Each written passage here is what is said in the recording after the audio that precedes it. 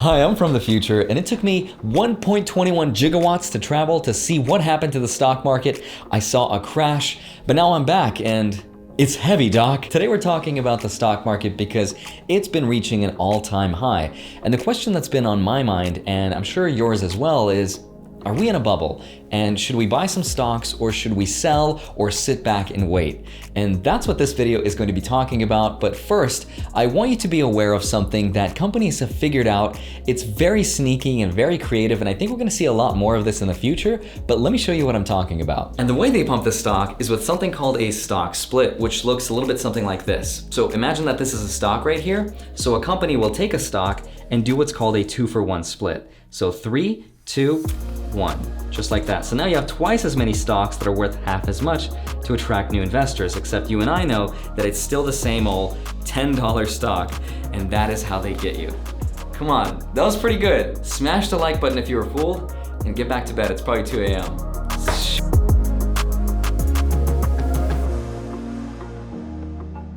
Hi, my name is Andrei Jikh. Hope you're doing well. Haven't seen you in a hot minute, and I miss you already. And I just want to say that I watch a lot of different creators here on YouTube just to see what they're doing with their money, how they're investing it, and that gives me a better understanding of what's going on in the world. And if you watch my videos, and only my videos, as the sole deciding factor on what to do with your money, then I just want to say, stop it. Get some help. Please remember, this video is for entertainment purposes only. I'm still not a licensed professional, and this video is not investing advice.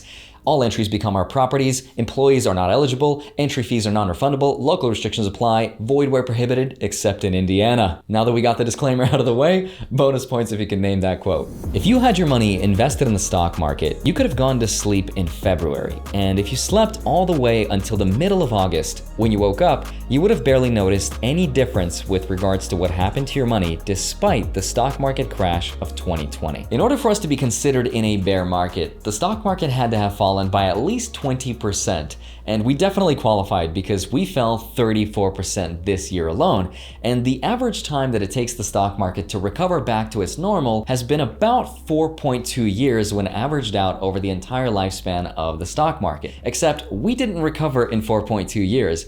We did it in a lot less time. That's because the stock market is almost at an all-time high. In fact, we experienced the shortest bear market in history and the fastest stock market recovery at a blazing speed of just 5 months. The quickest record before this one happened the year my dad was born in 1966, when it took us 310 days to get back up to normal before the bear market. So let me show you my stocks and show you exactly my portfolio, what happened, and then we'll take a broader picture and try to understand exactly what's gonna happen moving forward. So here's my stocks with Webull, and here's my other portfolio, my dividend growth portfolio with Robinhood. And if you watch any of my videos, you can see that this is pretty much the highest that it's ever been.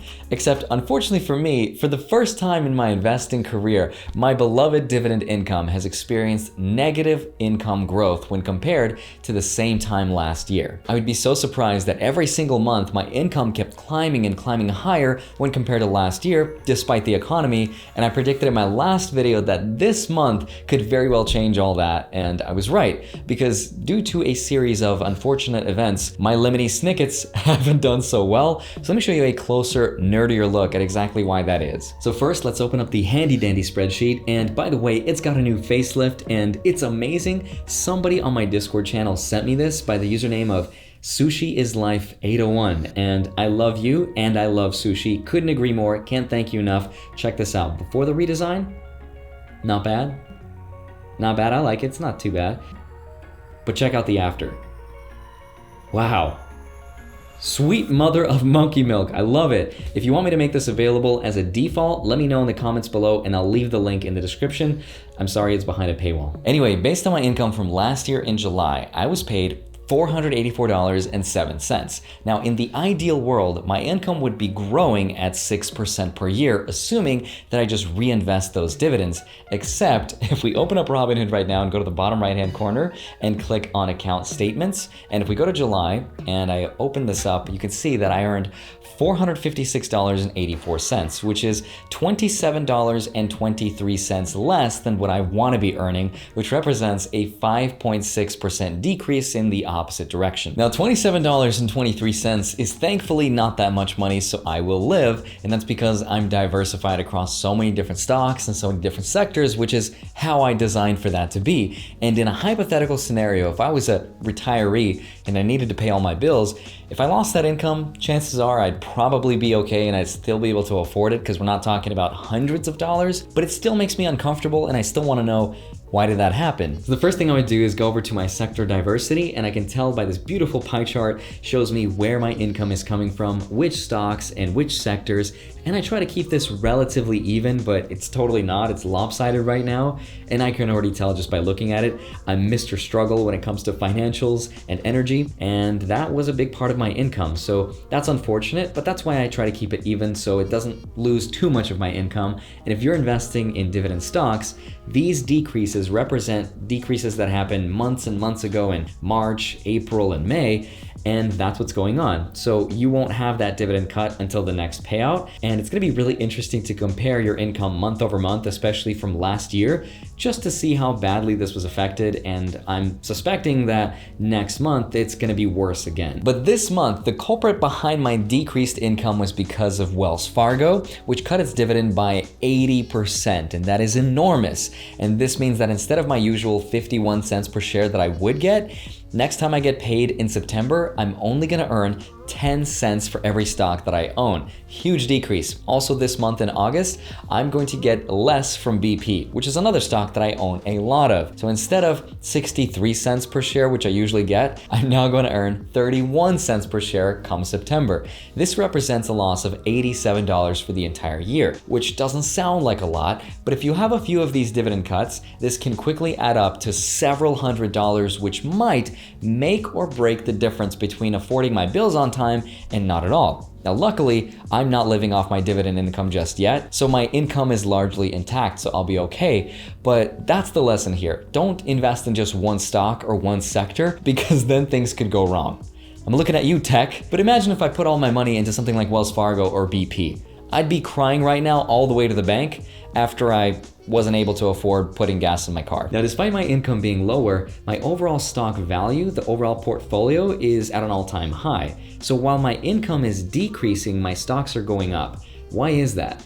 It's really interesting. The tech sector right now represents 33% of the S&P 500. The biggest 5 holdings of the stock market right now are Amazon, Apple, Facebook, Google, and Microsoft. Now, of those 5 companies, the one I own the most of is the largest fruit company in the world, Apple. And since I started investing in Apple, I actually made over 300%, so I kind of wish I bought more apples.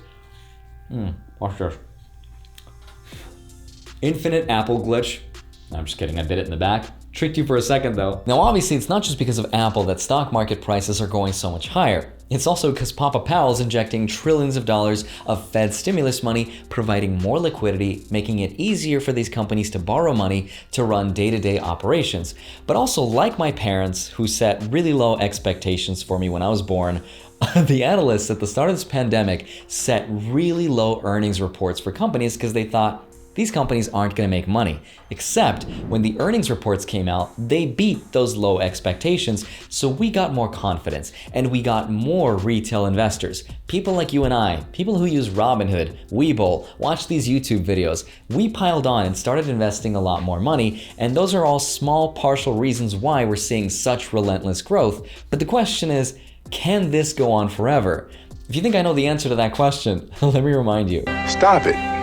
Get some help. But I don't think we're seeing a fully clear picture, because if the index wasn't so tech heavy, we would actually be down 4% year to date, according to the S&P 500 equal weight index. So I think tech is deceiving us a bit into thinking that we're recovering a little quicker than we actually are. But let's ask our friend and investor, billionaire Warren Buffett to see what he's doing. Fox Business, Fortune, Yahoo Finance, and everyone is reporting that he sold a ton of his bank stocks like Chase Bank and Wells Fargo in exchange for gold. Even gold bugs like Peter Schiff were like, ha, I knew it. Gold is where it's at. But that's a stretch, and it's actually misleading, because here's the truth.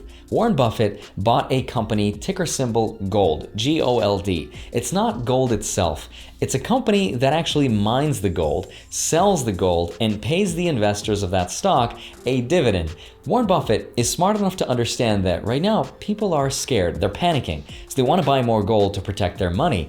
And instead of speculating in gold itself, which he doesn't like to do because he thinks gold is useless, instead of that, he just bought the company that essentially sells the shovels. It's kind of like during the gold rush where, sure, you could have found gold and you could have became rich, but you could have also became rich if you just sold the shovel to people. So the headlines right now are really misleading because even the stock itself that he bought represents only 0.3% of Berkshire Hathaway. So my overall conclusion is that this year more than likely will probably finish strong. Because remember, the stock market didn't fall because of any real fundamental reasons. It fell because the situation was forced on us and the pandemic happened. And I don't think we're in a bubble, but I do think we're sort of hanging off the cliff at the edge of Mordor and then Gollum's sort of hanging on to us.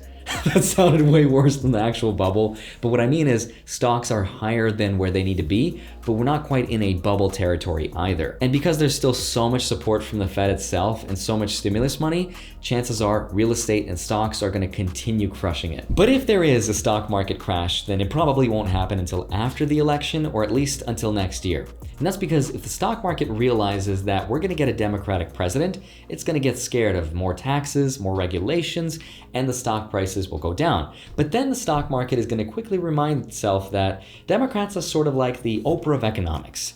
You get a bailout, you get a bailout, and we all get a bailout. And the stock market is probably going to go higher after that initial shock. That's my prediction with no deadline, which is never a good thing to do anyway, but there it is. Now that I've said it though, it probably won't happen. Because life. So the best way to truly answer the question whether or not you should wait on the sidelines or invest right now is to ask yourself this hypothetical question. Let's say you put in $1,000 into the market. Doesn't matter whether it's the stock market or real estate market. And ask yourself, if I lost $100, would I panic and sell? What if you lost $300? What if you lost $500? Would you really panic and sell or would you continue holding on? Because you should invest however makes you not feel that way because you shouldn't let fear dictate your decisions. Personally, I'm cautiously optimistic, so I'm still investing, but I have a pretty big cash position as well. Congratulations if you made it to the end of this video because here you can get 3 free stocks. 2 from Webull, sign up for free, fund your account $100, you can get a second free stock valued up to $1,400, sign up for free with Robinhood, get your 3rd free stock, and follow me on Instagram. I post from time to time. You can also join my free Discord group. We talk about everything related to investing and way off topic things, which is my favorite part. And I will see you back here on Monday and Friday. Please take care of yourself, stay safe, and as always, enjoy the rest of your week. I'll see you soon. Bye-bye.